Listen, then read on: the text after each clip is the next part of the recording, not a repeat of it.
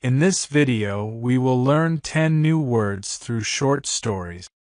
It might seem like a small step, but in 100 days, you will easily learn 1,000 words, which is a big achievement. To help you learn better, please watch each video twice. At the end of the video, try to make your own sentences using the new words you've learned. Stay with us and let's explore today's new words. The secret of aesthetic. I grew up in a small, gray town where everything looked the same. The houses were gray, the sky was often gray, and even the trees seemed tired. I didn't know the word aesthetics back then, but I felt something was missing. One day, a new art teacher came to our school. Her name was Ms. Violet, and she was like a rainbow in our gray town. Her clothes were colorful, her smile was bright, and her classroom was full of paintings and flowers. Ms. Violet taught us about aesthetics. She said, "Aesthetics is the beauty of things. It's how we see and feel beauty around us." She showed us how a small change could make something more beautiful. She moved a vase of flowers to the center of a table and said, "See? This is better aesthetics." I started to notice aesthetics everywhere. I painted my gray bedroom wall blue and added pictures of sunny beaches. Suddenly, my room felt warm and alive. I realized aesthetics wasn't just about art, it was about life. One day, Ms. Violet gave us a challenge. She said, "Find something in your town and improve its aesthetics." I walked around until I found an old bench in the park. It was broken and dull. With some paint and flowers, I transformed it. People smiled when they saw it. Aesthetics, I thought, could make people happy. Years later, I became a designer. I still remember Ms. Violet's words. Aesthetics is not just about how things look, it's about how they make us feel. Now I use aesthetics to make homes beautiful and hearts lighter. Everywhere I go, I think about aesthetics. It's not just a word, it's a way of seeing the world. The bridge to heritage. I grew up in a small village by the river. On one side was our modern home. On the other side was the old town, filled with the history of our ancestors. My grandmother often talked about the old town. She said, "That is our heritage. Never forget it." As a child, I didn't understand what heritage meant. I only saw crumbling houses and an old bridge. But for my grandmother, the old town was alive. "Heritage is our story," she said. "It's the language we speak, the songs we sing, and the traditions we follow." One summer, a storm destroyed the bridge between our home and the old town. My grandmother cried. "Without the bridge, our heritage will be lost," she said. I didn't know what to do, but her sadness made me curious. I began exploring the old town. I found my grandmother's favorite place, a small temple with colorful carvings. I saw my family's name on an old well. I found dusty books filled with recipes and stories. Slowly I understood. Heritage wasn't just buildings or objects, it was the heart of our family's history. When I returned home, I told my grandmother about what I saw. Her face lit up. "You've found your heritage," she said. "Now it's your duty to protect it." Together, we worked to rebuild the bridge. My grandmother showed me how to weave traditional baskets, and I taught others what I learned. The bridge became more than wood and nails. It became a connection to our heritage. Now I tell this story to others. Heritage is not just the past. It's the lessons, stories, and love we carry forward. As long as we honor our heritage, we will never forget who we are. This story repeats heritage frequently while weaving an emotional, relatable narrative to help learners grasp its meaning. Power of a narrative. My name is Elena and I love stories. As a child, I would sit by my grandfather's side, listening to his favorite narrative about his journey across the mountains. He would say, "A narrative is more than just words, Elena. It's the way we tell our life." One day, my teacher asked us to write a narrative about our lives. I didn't know what to write. My life felt boring. My friends told funny narratives about their pets, while others wrote dramatic narratives about their families. I sat there thinking, what is my narrative? That night, I told my grandfather about the assignment. He smiled and said, "Every life has a narrative. You just need to find the heart of yours." The next day, I began writing. I wrote about the day we planted a tree in our yard. That tree grew as I did. I realized my narrative was about growth, about how little things like a small tree could become strong and beautiful. When I shared my narrative in class, everyone listened. My teacher said, "Elena, your narrative is inspiring. It teaches us to see beauty in growth." I felt proud, and for the first time I understood the power of a narrative. Now I write narratives about everything: my travels, my dreams, and even my fears. Narratives help me understand the world and share my heart with others. My grandfather once said, "A narrative is a gift. It connects people." He was right. My narratives bring me closer to others, and their narratives bring them closer to me. So, what is your narrative? Is it funny, sad, or full of hope? Whatever it is, remember, a narrative is not just a story. It's the way we share who we are. The Secret of the Rose. When I was 10 years old, my grandmother gave me a small wooden box. Inside was a single red rose, perfectly preserved. "This rose is full of symbolism," she said with a mysterious smile. I didn't understand what she meant. "Symbolism?" I asked. She explained, "Symbolism is when one thing stands for something else. This rose is not just a flower. It symbolizes love, strength, and hope." First, I didn't believe her. To me, it was just an old rose. But she encouraged me to think about its symbolism. She said, "Every time you feel lost, look at this rose and remember its symbolism. It will guide you." Years later, when my grandmother passed away, I held the rose tightly in my hands. Suddenly, I understood its symbolism. It wasn't just a flower, it represented her love and the lessons she had taught me.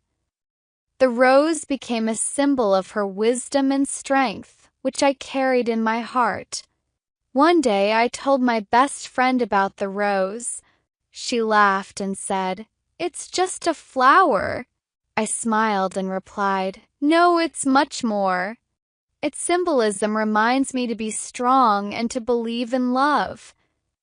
Since then, I've started seeing symbolism everywhere. A sunset symbolizes endings and new beginnings. A key symbolizes opportunity and freedom. Even a simple cup of tea can hold symbolism. It's a moment of peace in a busy day. Now, when I tell people about symbolism, I show them the rose. This is not just a rose, I say. Its symbolism makes it powerful. It stands for more than you can see. What about you? Do you have something with symbolism in your life? Could be a gift, a memory, or even a small object. Symbolism makes the ordinary extraordinary.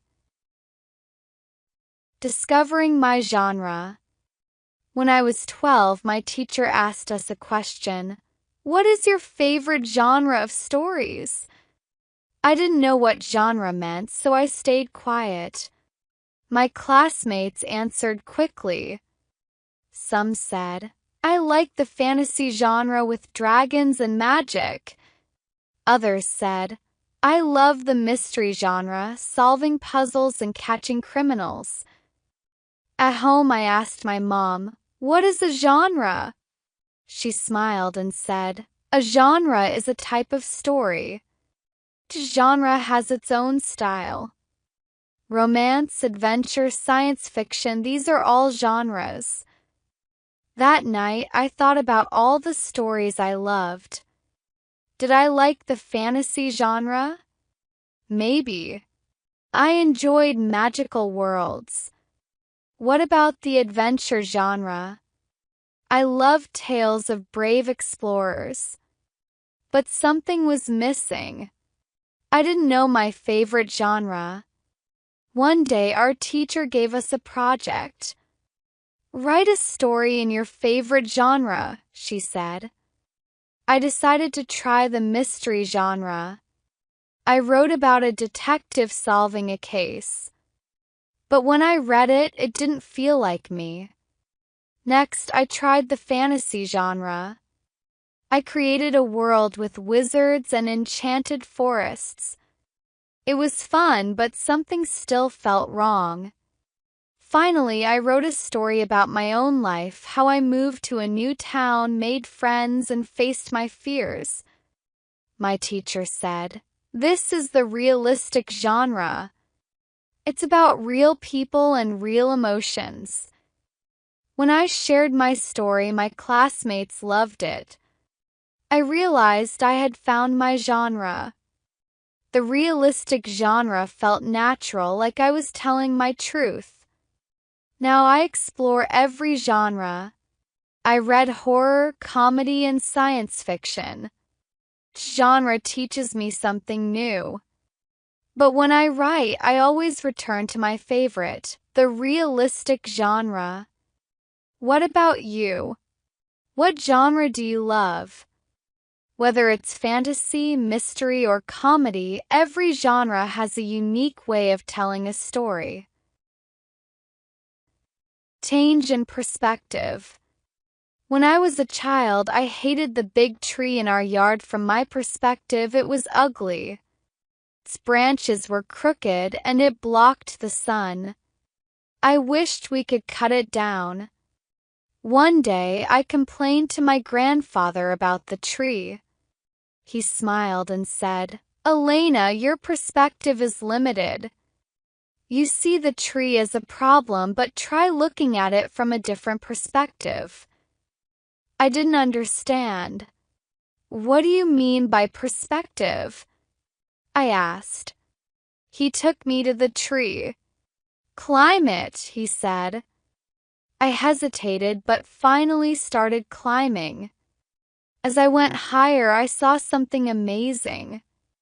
From the tree, I could see the whole neighborhood. The rooftops, the hills, and the sparkling river in the distance. It was beautiful. My perspective had changed. Grandpa smiled and said, Perspective is how you see things. Sometimes when we change our perspective, we see something new.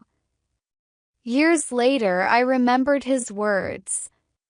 I was arguing with my best friend, Sarah. From my perspective, she was being unfair. But then I thought, what if I see this from her perspective? I listened to Sarah and tried to understand her feelings. From her perspective, she wasn't trying to hurt me. She just wanted to share her opinion. When I saw things from her perspective, the fight didn't seem so bad. Now I think about perspective all the time. When I read a story, I ask, what is the writer's perspective? When I travel, I wonder, what is life like from this perspective? The tree in our yard is still there, but I see it differently now. From my perspective, it's not ugly anymore. It's a place of adventure, a reminder of how perspective can change everything. What about you? Have you ever looked at something from a new perspective? Can turn problems into possibilities. Power of creativity. When I was young, I believed I wasn't special. My sister was great at math, my brother was a star athlete, but me? I didn't know what I was good at. One day, our teacher announced a class competition. Use your creativity to make something amazing, she said. I didn't know what creativity really meant. I asked my mom, and she explained, creativity is using your imagination to make something new. It's about thinking differently and expressing yourself. I decided to try. I loved painting, so I started with colors. But what could I paint? First, I thought about copying something, a tree, a house, or the sky. Then I remembered my mom's words. Creativity is about thinking differently. I closed my eyes and imagined a world where the sky was green, the rivers were gold, and the trees had rainbow leaves. I painted it all. When I showed my painting to the class, some laughed. Trees don't look like that, they said. But my teacher smiled. This is creativity, she said. It's about seeing the world in your own way. That moment changed me. I started to understand creativity wasn't just about art. It was in everything. When my dad fixed our broken clock using a spoon, that was creativity. When my friend wrote a funny story about a talking cat, that was creativity too. Over time, I realized creativity isn't about being perfect. It's about trying new things, solving problems, and sharing your unique ideas. Now, whenever I face a challenge, I think, how can I use creativity to solve this? Creativity turned me from a shy child into someone who believes in the power of imagination. What about you? How do you use creativity in your life? Remember, creativity isn't just for artists. It's for everyone who dreams, invents, and sees the world differently. Finding inspiration.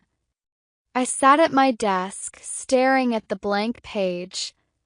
My art project was due tomorrow, and I had no idea what to draw. Why is this so hard? I whispered. My mom walked in and saw my frustration. What's wrong, Mia? She asked. I can't think of anything. I need inspiration, I said. She smiled and said, inspiration is everywhere. You just have to find it. What is inspiration? I asked. Inspiration is something that makes you feel excited to create or do something, she explained. It could be a sunset, a song, or even a kind word. That night, I went for a walk, hoping to find inspiration.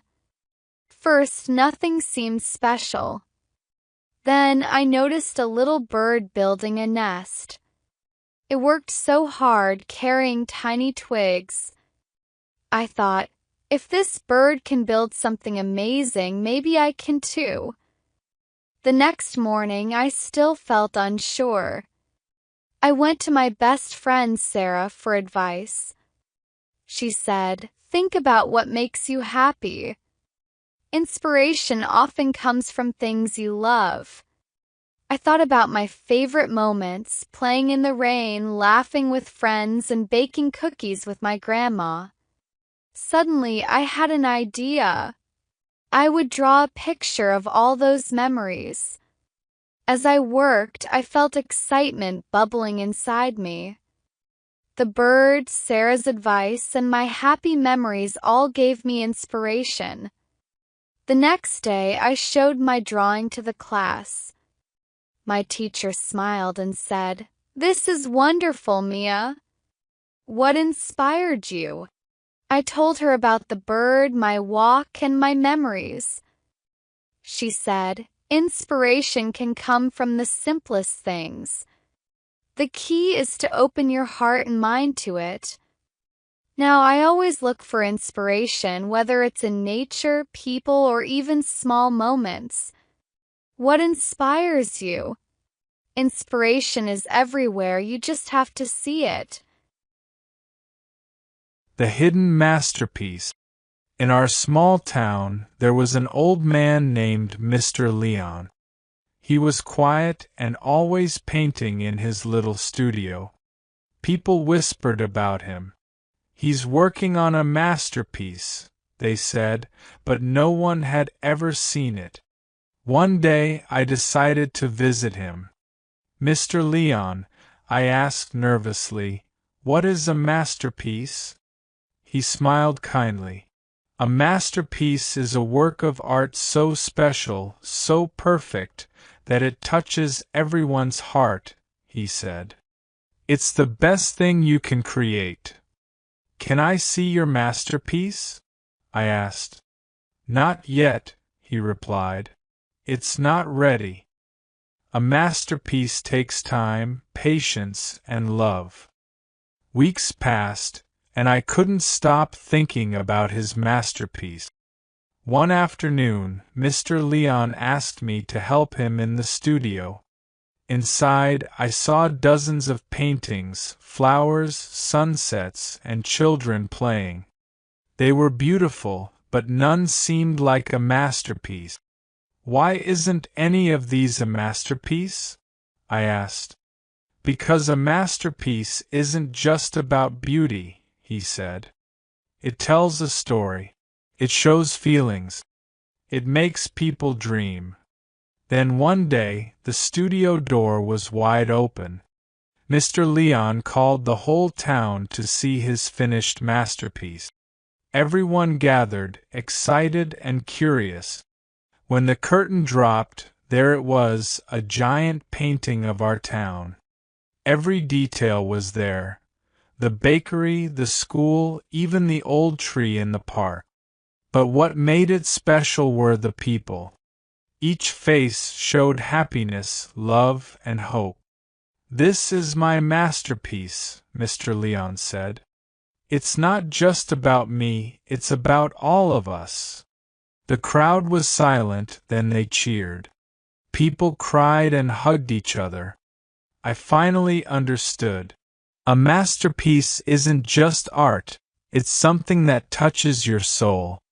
From that day on, I wanted to create my own masterpiece, not just in art but in life. What about you? What will your masterpiece be? Power of authenticity. I used to hide who I really was. School, I pretended to like the same things as everyone else: music, fashion, even food. But deep inside, I felt lost. I didn't know if anyone would like the real me. One day, our teacher gave us a project. "Share something about yourself," she said, "but it must show your authenticity." Authenticity, I whispered to my friend, confused. "It means being real," she explained. "Not pretending, just showing who you truly are." I thought about it. How could I show my authenticity when I had spent so long hiding it? That evening, I sat in my room, surrounded by my notebooks.